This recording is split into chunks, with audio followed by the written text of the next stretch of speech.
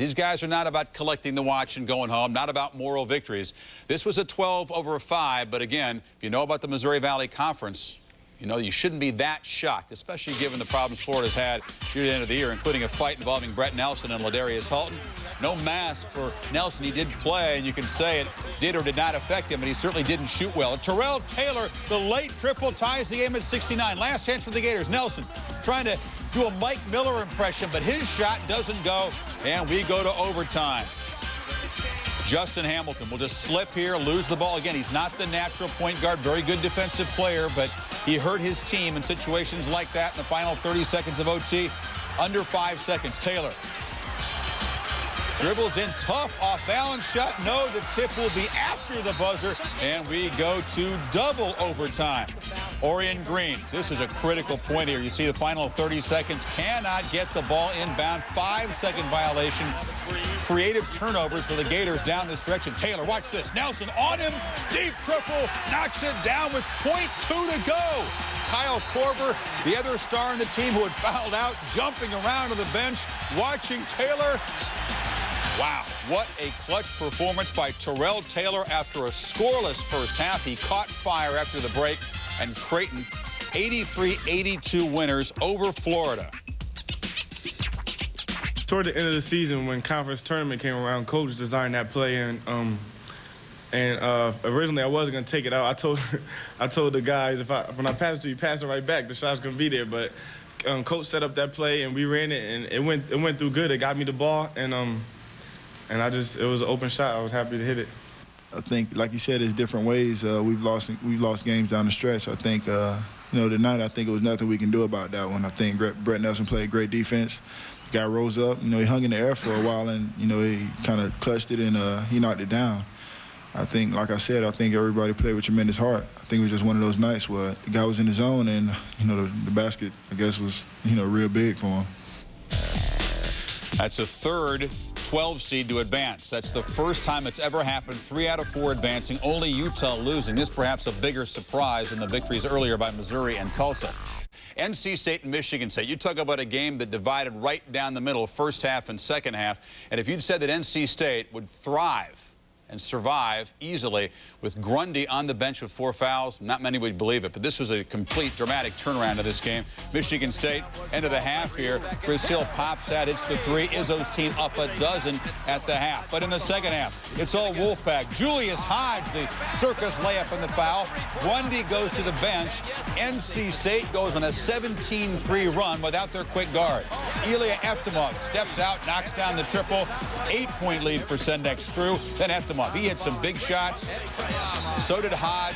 The quickness, you can tell, driving, beating the men off the dribble. NC State broke down Michigan State. Well, Michigan State was up 6. The next thing you know, they go down 10, and that was the difference. They never got back in the game, especially with Grundy on the bench. It was Hodge who took over this game to get it done, going 5 for 5 in the second half, where he didn't score a field goal in the first half. First NCAA tournament win for NC State since '91. First ever first-round defeat for Tom Izzo.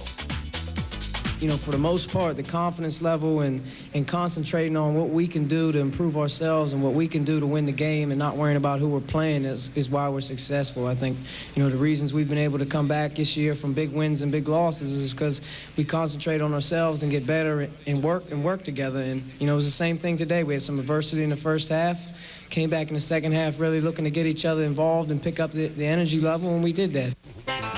Unbelievable second half. They outscored the Spartans 51-28. Look at those stats. Hampton, of course, the team that knocked off Iowa State as a 15 seed last year, a team that starts 4 guards and a 6'7" forward against Connecticut's inside presence. How would the Huskies perform here? Well, not that well.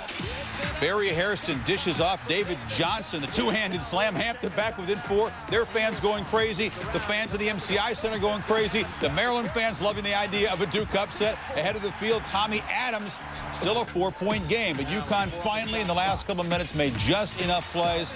Selvey, the offensive rebound and the putback, and UConn able to use its size just enough to win. Okafor, 12 points, 15 rebounds, and 5 blocks to offset 23 points for Tommy Adams.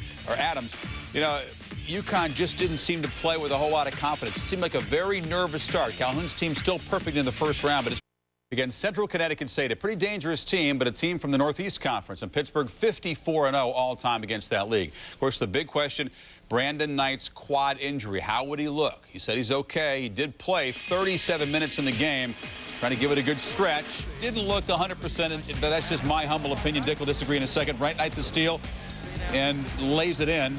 33-25, Pittsburgh up by 8, you can see, early second half. Then Chevy Troutman, the block, gets it to Knight, gets it back to Troutman. Nice dunking exhibition from the Panthers in the second half. End up winning it by 17. Check it, Knight played 39 minutes, 17 points, 5 steals, 9 assists. Not bad. Central had 20 turnovers, only 19 field goals after the game. Knight clearly weary of the topic of his quad. The leg is fine. I mean, we could sit up here and we could ask questions. You could form them however you want. The answer's not going to change. Just the leg is fine, and that's it. So please, no more questions about the leg. Thank you. I was just glad to see, you know, all of our guys come into the locker room at the end of the game and be proud of the way that we played, you know, and it was great to give our fans and the city of Pittsburgh a win, you know. So it was definitely everything I thought it was going to be. You know, and I was just glad that we were able to pull off a victory.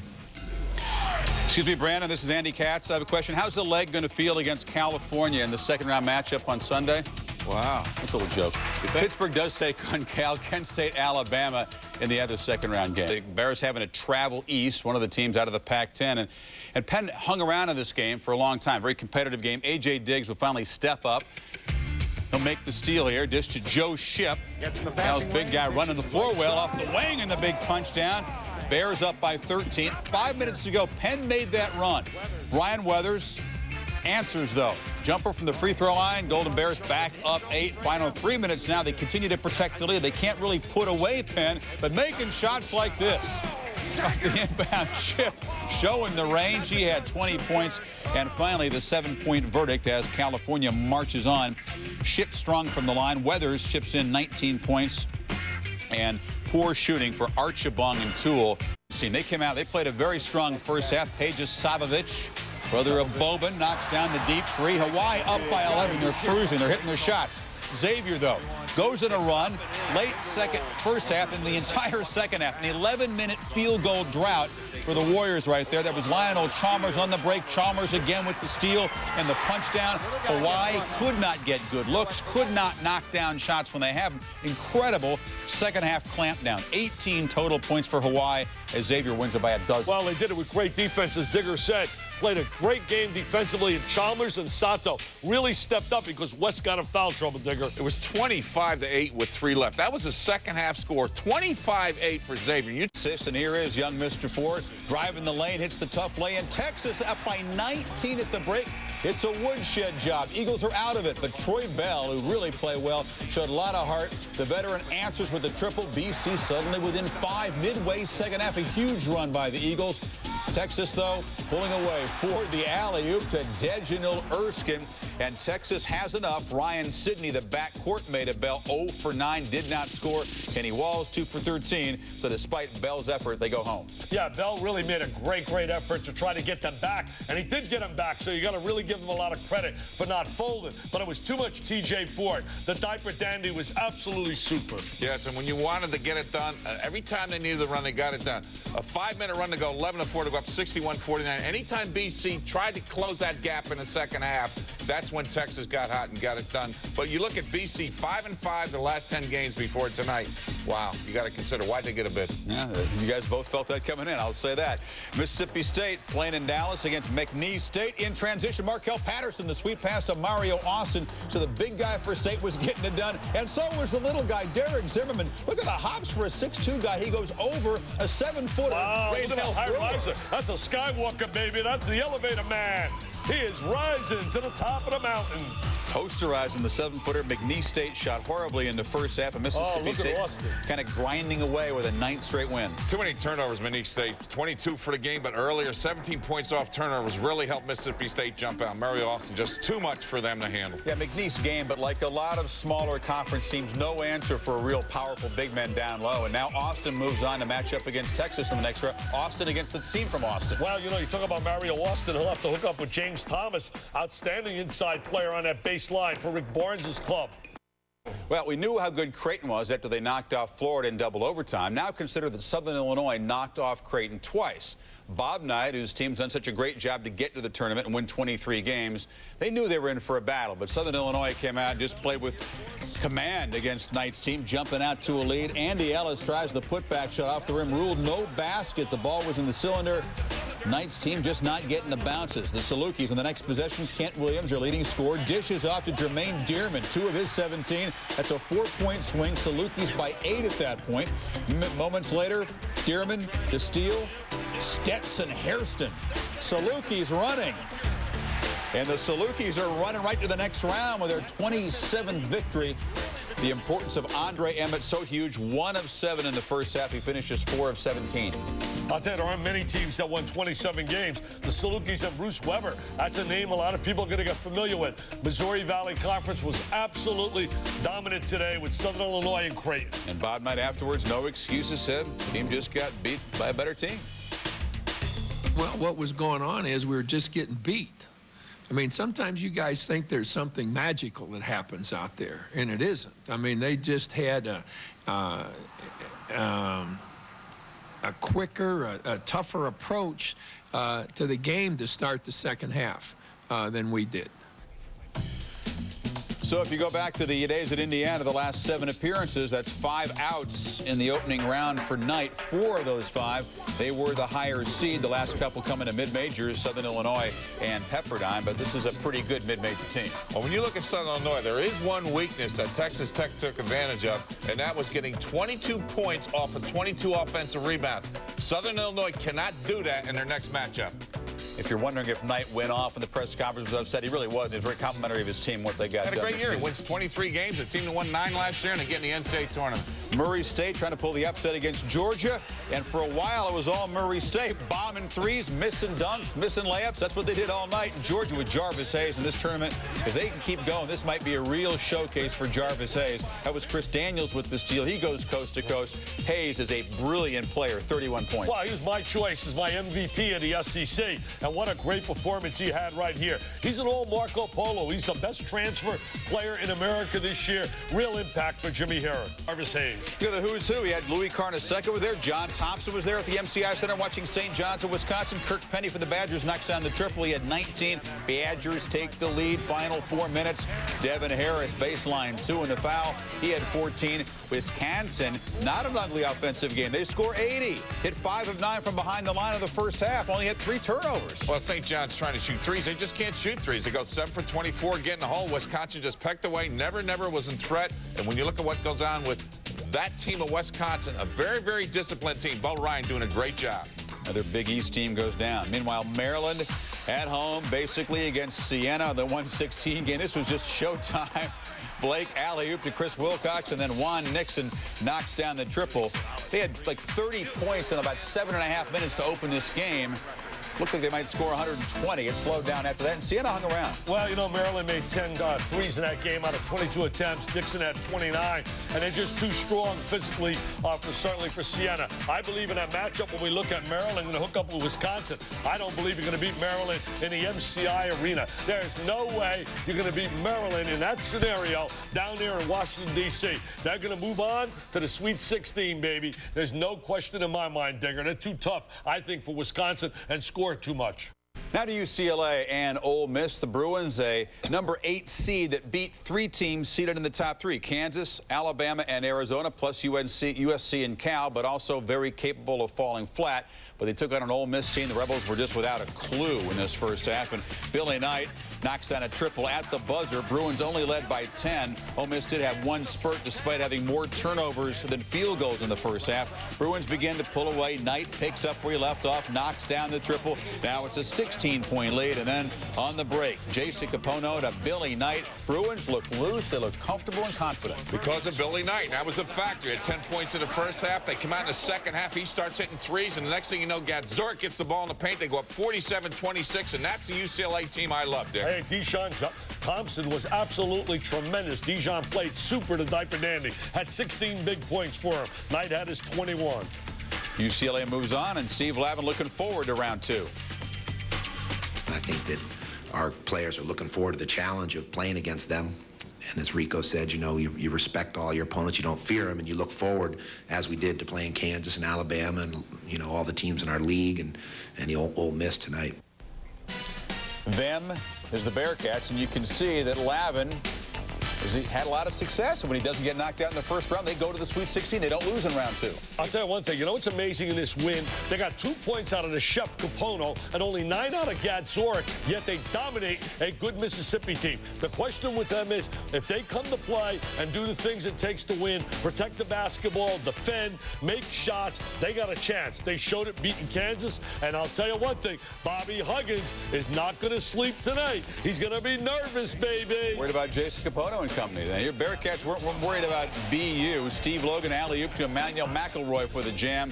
This was a woodshed beating from the early going. I mean, Boston U never really in. You can see the score as they approached halftime. Logan had 27 points. Since he rolls 90-52. Terriers missed their first 13 shots. And we're going to credit some Bearcat defense there. Well, this could be a very dangerous game now when Cincinnati has an easy time. When you look at this bracket, playing UCLA, UCLA played really well against a Mississippi team. And the 80 points that they got against Mississippi is the most points that Mississippi's given up in 18 games. So when you take a look at that concept, plus the fact that, to me, Cincinnati, you have an easy game, you watch out. UCLA is back on track, and I think this is going to be a very dangerous game for not just Mr. Logan, but their front line. Donald Little better get some double-doubles for them to win. Well, I'll tell you, this is amazing. When you think of those 2 magical names, you look at the name Cincinnati, you look at the name UCLA, and you think about all the great tradition. The Wizard of Westwood, John Wooden. You think certainly of Ed Jucker, who just lost his life recently, and all the great success he had.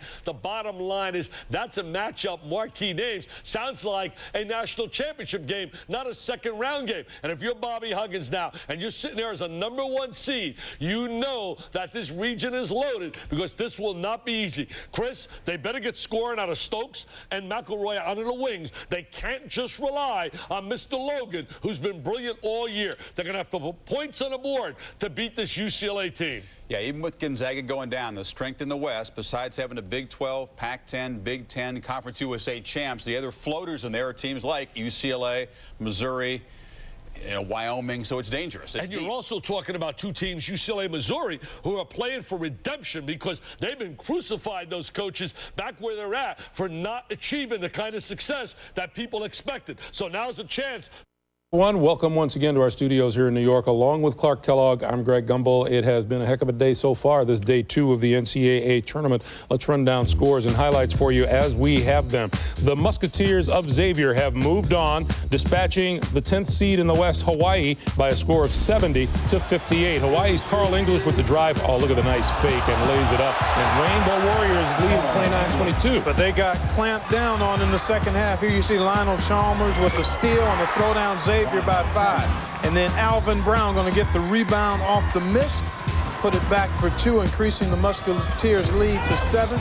They held Hawaii to 18 second-half points, Greg. And Xavier ran off a 21-5 run to start the second half. They ride that to victory, 70-58, and the Musketeers in the next round will play Oklahoma, because the Sooners knocked off Illinois Chicago today, 71-63. The final score. Watch a nice pass inside from Ebiara to Darian Selvey, and the Sooners lead by 13 early on. The man of the game, Aaron McGee. Quantus White going to find him. McGee had 26 points and 12 boards to lead the Sooners. And the Sooners win at 71-63, so on Sunday it'll be Oklahoma and Xavier. Meanwhile, in Chicago today, Illinois is leading San Diego State, 11:18 to play in the second half. Take a look. San Diego State's Al Fox with a long 3, and the Illini lead it down to 2. But Illinois made 7 threes in the first half, one of them from Luther Head right there. 13-point lead for the Illini. It would go to 18 as Frank Williams with the steal. And the throwdown. And the Illini looking to improve to 25-8 and move on to play on Sunday. The Creighton Blue Jays. Creighton in double overtime in the first game of the day in Chicago beat the Florida Gators by a score of 83-82. Terrell Taylor, what a day he had, especially after halftime. All 28 of his points, he hits a game-tying 3 at 69 here. Late in the at the end of the first overtime, Taylor trying to win it. The shot doesn't go. The tip-in is too late. We go to overtime 2. In the OT, Florida's Udonis Haslem gets it down low for the lay-in. Florida's lead is 3. It stayed at 3 as Matt Bonner going to cut inside, get the hoop and the foul. It looked like Florida was in excellent shape. It's now a 2-point lead, and that's when Terrell Taylor went to work. The 3 with 0.2 seconds remaining in double overtime to give Creighton the lead, 83-82, and Haslem gets the long inbounds pass. Not enough time for the Gators to get a shot off. Florida, the number 5 seed in the Midwest, goes home. Creighton advances 83-82, and after the game, Florida head coach Billy Donovan had a gripe about the way the game finished. I thought there was stoppage of play because what happened was by them running on the floor, the reason I felt there should have been a technical foul, I thought that we could have taken the basketball out and thrown the ball along, and obviously we had to tip it in, but their defense wasn't set, and for them to stop play and then to allow Creighton to regroup its defense, that's where I thought it was unfair. The officials make a comment to me, and this is one thing I don't like, and I don't believe it happened. He said that the only players that were running on the floor were guys that were in the game. And that's not true. Continuing down the scoreboard in the South in Pittsburgh today, California over Penn, 82-75 the final score. Cal Shante Leggins feeds Solomon Hughes with the alley-oop, and the Bears were up 2. And Shante going to get 3 for himself this time in transition. The long distance triple. Cal's Amit Tamir finds Weathers underneath for the layup. Bears by 6, and then the steal by A.J. Diggs to end the half. California was up 8, 40-32. And then the Bears on the break, A.J. Diggs to Joe Shipp for the slam dunk. Golden Bears led 56-43. They won it 82-75, and California will now advance in Pittsburgh to play the Pitt Panthers, the number 3 seed in the South. The Panthers knocked off Central Connecticut State 71-54. Pitt's Brandon Knight looked very good today, using the screen, hits the 3, and the Panthers led 14-11. And it's Donatas Zavatskas able to get inside, lays it up and in. And then Brandon Knight leaves it for Javon Troutman. 10-point lead for the Panthers. What a day Knight had. 17 points, 9 assists, and one of his 5 steals here. Takes it in for the bucket and the foul, and the Panthers hit cruise control, 71-54 over the Blue Devils of Central Connecticut State. In Washington, Hampton falls to the number 2 seed in the East, the Connecticut Huskies, 78-67. Talik Brown to Karan Butler, nice reverse, and the Huskies were up 23-17. Amika Okafor with a double-double and 5 denials. One of them right there is David Young tried to take it right through him. And Barry Harrison, nice spin move. David Johnson for the throwdown. UConn was challenged, but the missed 3 going to be rebounded by Johnny Selvey. And he takes it right back to the rim. And then the easiest of baskets, Karan Butler all alone. Nice, easy jam. And the Huskies win it by a score of 78-67. They advance to the action on Sunday after the game. Our Bonnie Bernstein with Coach Jim Calhoun and Amika Okafor. All right, Greg, 10 NCAA tournament appearances for Jim Calhoun. Never has he lost a first-round game. What was impressive, Jim, you had 5 players score in double figures. How did some of the other players step up when Karan Butler struggled in the second half? Exactly. They put a triangle 2 on Karan, and he struggled, but Karan actually dished the ball well, and Ameka finished, Johnny finished, Ben, etc. And I just think the kids showed more poise than you and I talked about at halftime. We showed poise down the stretch. When they get back within 4, the building gets alive for the famous David Goliath thing, and our kids stepped up, and I'm really proud of them. Well, and Amika Okafor, you have a one-man SWAT team, 12 points, 15 boards, 5 blocks. How were you really able to capitalize on Hampton's lack of size? I mean, it's just all about opportunity. I saw that they were lacking size in the post, and let's try to take advantage. I'm just glad I can say Amika Okafor, and on that note, we'll send it back to you, Greg. All right, Bonnie, thank you. The UConn Huskies move on to play on Sunday with a 78-67 victory. They will meet North Carolina State, the Wolfpack knocks off the 10th seed Spartans of Michigan State 69-58. Watch MSU's Chris Hill, the three-pointer, top of the key. First half comes to a close, and the Spartans led 30-18, but look out. Wolfpack got it going. Here's Archie Miller. He's going to push it up ahead to Julius Hodge. He scores and is fouled. The Wolfpack trail by just one. Then Archie Miller to Hodge again, who sprints ahead of the pack. 50-40 Wolfpack. And then NC State's Eftimov drives strong to the hoop, hits the layup, put the Wolfpack up 53-40. North Carolina State scored 51 points in the second half and beat Michigan State by a score of 69-58. A timeout, and back to New York after this.